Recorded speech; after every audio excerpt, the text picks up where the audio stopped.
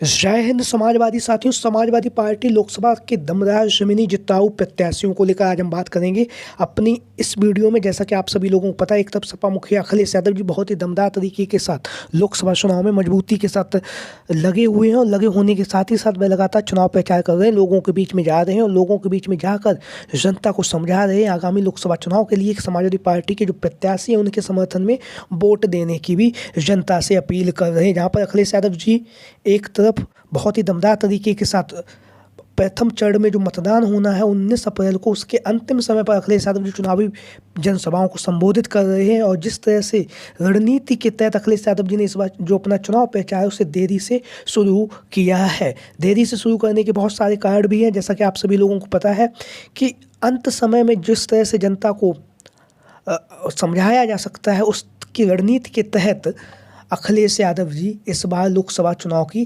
तैयारियों में लगातार चुनाव प्रचार कर रहे हैं। और अखिलेश यादव जी को सुनने के लिए तमाम संख्या में, बड़ी संख्या में भीड़ इकट्ठा हो रही, जैसा कि आप लोग इन तस्वीरों के माध्यम से देख भी रहे हैं। क्योंकि वर्तमान समय में जिस तरह से महंगाई, बेरोजगारी जो अहम मुद्दे हैं उनको लेकर जनता त्रस्त है। और जनता त्रस्त होने के साथ ही साथ अखिलेश यादव जी में एक उम्मीद और एक आस की किरण देख रही है। तो उसी को ध्यान में रखते हुए अखिलेश यादव जी चुनाव प्रचार कर रहे हैं, लगातार चुनाव प्रचार के माध्यम से जनता से रूबरू हो रहे हैं। और वहीं पर अखिलेश यादव जी ने जो लोकसभा चुनाव में जो प्रत्याशियों की जो सूचियां हैं, जो प्रत्याशी जो मैदान में उतारे, उनमें से लगभग 55 प्रत्याशियों को अखिलेश यादव जी ने चुनावी मैदान में उतार भी दिया है। इन 55 प्रत्याशियों में से अखिलेश यादव जी ने हर एक प्रत्याशी के चयन की प्रक्रिया में पीडीए का जो उन्होंने नारा दिया उसका बहुत ही विशेष तरीके से ध्यान रखा गया है। उसी को ध्यान में रखते हुए अखिलेश यादव जी ने बहुत सारे टिकटों में बदलाव भी किया है। तो आज हम बात करेंगे सबसे पहले उन लोकसभा सीटों को लेकर जहाँ पर अभी तक अखिलेश यादव जी के द्वारा प्रत्याशियों का ऐलान नहीं किया गया है। तो ऐसी कौन सी सीटें हैं जहां पर अभी तक अखिलेश यादव जी ने प्रत्याशियों का ऐलान नहीं किया है और उन पर कौन कौन से दावेदार अहम हैं, उसको लेकर हम अपनी इस वीडियो में बात करेंगे। तो सबसे पहले हम बात करेंगे फूलपुर की लोकसभा सीट से। फूलपुर की लोकसभा सीट से जहाँ पर समाजवादी पार्टी की तरफ से डॉक्टर पल्लवी पटेल जी का नाम काफ़ी तेज़ी के साथ और सर्वोपरि था, क्योंकि विभिन्न सर्वे के माध्यम से डॉक्टर पल्लवी पटेल जी को समाजवादी पार्टी की तरफ से, इंडिया गठबंधन की तरफ से जनता ने सबसे ज़्यादा पसंद भी किया था फूलपुर की लोकसभा सीट पर। लेकिन डॉक्टर पल्लवी पटेल जी कुछ ज़्यादा ही जल्दबाजी में थी और जल्दबाजी में होने के साथ ही साथ इंडिया गठबंधन से और अखिलेश यादव जी से जो उनका गठबंधन था वो टूट चुका है। जहां पर अखिलेश यादव जी ने पीडीए का नारा दिया है, वहीं पर डॉक्टर पल्लवी पटेल जी ने पीडीएम के नारे के साथ असदुद्दीन ओवैसी की जो पार्टी उसके साथ गठबंधन कर लिया है और अपने प्रत्याशियों का ऐलान कर रही हैं। क्योंकि जहाँ पर अखिलेश यादव जी के पीडीए में पिछड़ा, दलित, अल्पसंख्यक का मतलब था, वहीं पर जो पल्लवी पटेल जी ने पीडीएम का जो नारा दिया वो पिछड़ा, दलित और मुस्लिम करके इन्होंने अपना नारा दिया है। तो डॉक्टर पल्लवी पटेल जी के बाद यहाँ की जो लोकसभा सीट है, फूलपुर की लोकसभा सीट से सबसे ज़्यादा जो चर्चाओं में नाम बना हुआ है अमरनाथ मौर्य जी।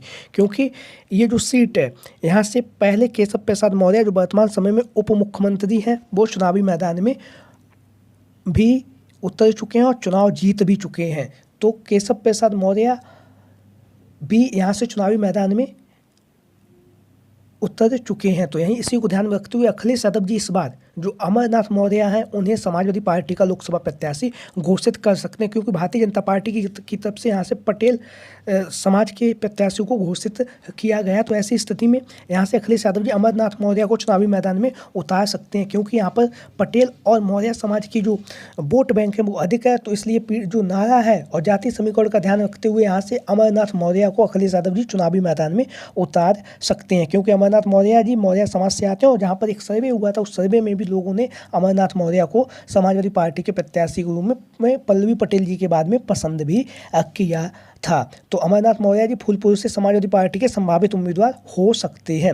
वहीं पर हम बात करेंगे मछली शहर लोकसभा सीट से। मछली शहर की जो लोकसभा सीट है, यहाँ से दीपचंद राम का नाम काफ़ी तेजी के साथ चर्चाओं का केंद्र बिंदु बना हुआ है। लगातार यह जनसंपर्क कर रहे हैं, लोगों के बीच में जा रहे हैं और लगातार लोगों की समस्याओं को सुन भी रहे हैं। क्योंकि आप लोगों को पता 2019 का जब चुनाव हुआ था तो उसमें सपा और बसपा गठबंधन से जो प्रत्याशी थे वो मात्र 181 वोटों से मछली शहर की जो लोकसभा सीट है यहाँ से चुनावी मैदान में हार गए थे। लेकिन इस बार सपा और कांग्रेस का गठबंधन है। इस गठबंधन के तहत, इंडिया गठबंधन के तहत यहाँ से दीपचंद राम समाजवादी पार्टी के प्रत्याशी हो सकते हैं, क्योंकि लगातार जनसंपर्क कर रहे हैं, जनसंपर्क के माध्यम से लोगों से मिल भी रहे हैं और वहीं पर जनता के द्वारा भी दीपचंद राम को समाजवादी पार्टी के प्रत्याशी के रूप में पसंद भी किया जा रहा है। जो मछली शहर की जो जनता है वो दीपचंद राम जी को मछली शहर की लोकसभा सीट से समाजवादी पार्टी का प्रत्याशी के रूप में देखना भी चाह रही है। तो दीपचंद राम लगातार मेहनत कर रहे हैं, लगातार ज़मीनी स्तर पर जनता से जुड़ रहे हैं, लोगों की समस्याओं को सुन रहे हैं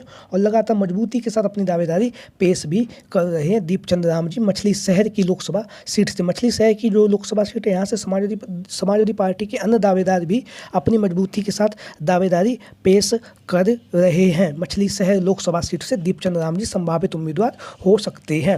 वहीं पर हम बात करेंगे डुमरियागंज लोकसभा सीट से। डुमरियागंज की लोकसभा सीट से विभा शुक्ला, जैसा कि आप लोग इन तस्वीरों के माध्यम से देख भी रहे हैं, विभा शुक्ला जी लगातार ज़मीनी स्तर पर कार्य कर रही हैं, लोगों से मिल रही हैं, लोगों के बीच में जा रही हैं और डुमरियागंज की जो आवाम है, जो जनता है, उनसे के दिल से जुड़ रही हैं विभा शुक्ला जी और बहुत ही दमदार तरीके से और शानदार तरीके से समाजवादी पार्टी के पक्ष में चुनाव प्रचार भी कर रही हैं और अपनी मजबूती के साथ अपनी जो दावेदारी है डुमरियागंज की लोकसभा सीट से, वह यहाँ से अपनी दावेदारी को भी मजबूती के साथ पेश कर रही हैं। जहाँ पर डुमरियागंज से विभा शुक्ला जी अपनी मजबूती के साथ दावेदारी पेश कर रही, वहीं पर वह लोगों की समस्याओं को भी सुन रही हैं, लोगों के बीच में भी जा रही हैं और लोगों के सुख और दुख में भी विभा शुक्ला जी शामिल हो रही हैं। जहां पर आप लोग इन तस्वीरों के माध्यम से देख भी रहे हैं। तो तेजतर्रार महिला नेत्री हैं, वर्तमान समय में समाजवादी पार्टी की प्रदेश सचिव भी हैं और प्रदेश सचिव होने के साथ ही साथ पूर्व में जब विधानसभा का चुनाव हुआ था तो बांसा की जो विधानसभा सीट, वहाँ से सपा मुखिया अखिलेश यादव जी ने इन्हें विधानसभा का प्रत्याशी भी घोषित किया था। तो डुमरियागंज से संभावित उम्मीदवार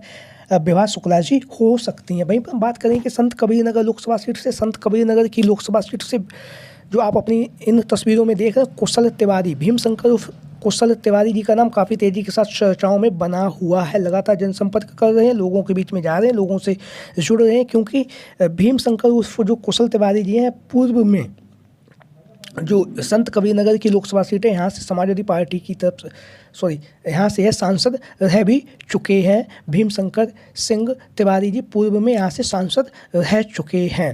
तो संत कबीरनगर की लोकसभा सीट से भीमशंकर उर्फ कुशल तिवारी जी का नाम काफ़ी तेज़ी के साथ चर्चाओं का केंद्र बिंदु बना हुआ है। वहीं पर अन्य दावेदार भी अपनी टिकट की दावेदारी बहुत तेज़ी के साथ कर रहे हैं, लेकिन भीमशंकर तिवारी जी की दावेदारी अहम मानी जा रही, क्योंकि यह यहाँ से पूर्व में सांसद रह भी चुके हैं। वहीं पर हम बात करेंगे अब जौनपुर की लोकसभा सीट से।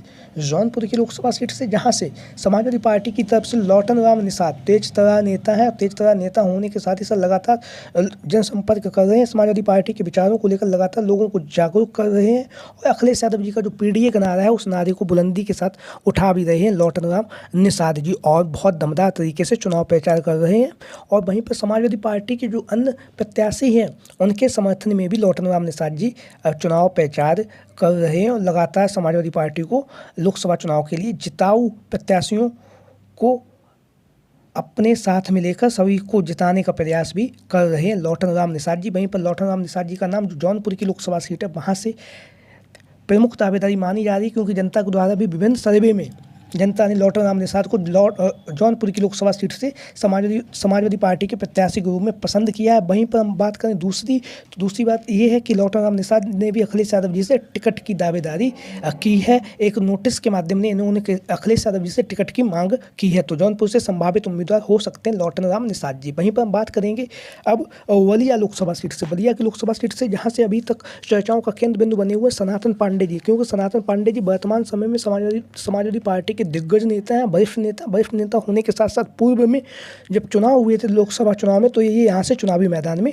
उतर भी चुके हैं। तो ऐसी स्थिति में अखिलेश यादव जी जो सनातन पांडे जी उन्हें चुनावी मैदान में उतार सकते हैं, क्योंकि पूर्व में जो चुनाव हुआ था उसमें कुछ हजार वोटों से ही सनातन पांडे जी चुनावी मैदान में हार गए थे। लोगों का तो ये भी बताया जा रहा है कि इन्हें जानबूझकर हराया गया था। जो बलिया की लोकसभा सीट से जो चुनावी मैदान में जब उतरे थे सनातन पांडे जी, तो सनातन पांडे जी बलिया की लोकसभा सीट से संभावित उम्मीदवार हो सकते हैं, क्योंकि अखिलेश यादव जी लगातार हर परिस्थिति में जिताऊ प्रत्याशियों को ही चुनावी मैदान में उतार रहे, मजबूती के साथ लोकसभा चुनाव में लड़ भी रहे हैं अखिलेश यादव जी। वहीं पर हम बात करेंगे अब बदायूं की लोकसभा सीट से। बदायूं की लोकसभा सीट से वैसे तो शिवपाल सिंह यादव जी वर्तमान समय में समाजवादी पार्टी के प्रत्याशी हैं, लेकिन अब चर्चाओं में एक केंद्र बिंदु बने हुए हैं वो है आदित्य यादव जी, क्योंकि आदित्य यादव जी युवा हैं, युवा होने के साथ साथ लगातार जनसंपर्क कर रहे हैं। तो ऐसी स्थिति में संभावित उम्मीदवार के रूप में बदायूं से आदित्य यादव जी का नाम सर्वोपरि है। वहीं पर हम बात करेंगे अब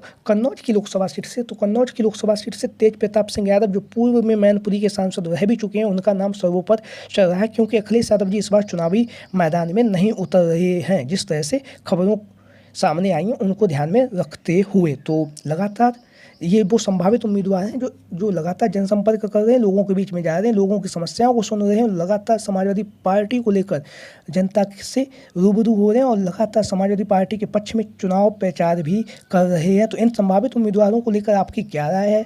किसे टिकट दिया जाना चाहिए और कौन उम्मीदवार उस लोकसभा सीट से चुनावी मैदान में जीत कर फतेह हासिल कर सकता है? तो इन संभावित उम्मीदवारों को लेकर जो भी आपकी राय है, कमेंट बॉक्स में सभी साथी अपनी राय जरूर दें। अब ये देखना होगा सपा मुखिया अखिलेश यादव जी इन संभावित उम्मीदवारों में से किसे लोकसभा का टिकट देते हैं। जो भी साथी वीडियो देख रहे हैं, वीडियो को लाइक करें। जय हिंद, जय भारत।